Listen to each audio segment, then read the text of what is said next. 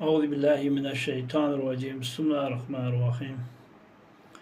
Allahümme salli ve sellem ala seyyidina Muhammeden ve ala ana ve sahbihi ecmaîn. Bağın ben teşekkür edeceğim. Garip yetimler fiilap vesailat getiriyen ve şuşmaret bu mürettep yoktuğunda. Şu yetimlere, gariplere mürettepte belli oti. Allah'ın tevap şedeceğin işler.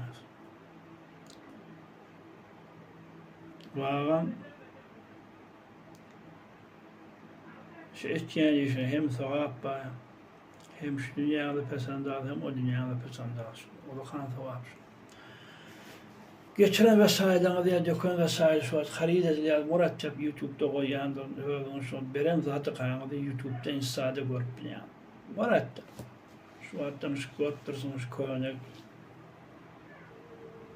Gelen herkam koynak bile. Ya çargatla. Şu bergen zatı o. Hatta şılar getireninde film alıp koyan YouTube'da. Şu beren zatını YouTube'da koyan film alayan yüzünden ertekün beren zatı kaynağı görüp bilen. Mürettep. Bunu şimdi YouTube'da koyanken hıyalım rahat bulun. Vesaire daha sadakalarını koyanken ertekün öyle vesaire dağını görüp bilen. Şundan için koyarken bana bu hakem kari ertekün öyle getiren vesaire öyle YouTube'da görüp de bile hıyal rahat. Allah'ın tevap şedeceğin işler. Bağımdan teşekkür edeceğim. Bağım garipleri fiila vesairat getiriyen Allah'ın tevap. Şunun her bir tane yolka vertebileyem. Ne var sevabı? Tane yolka canlılar teorik uyuşurlar da.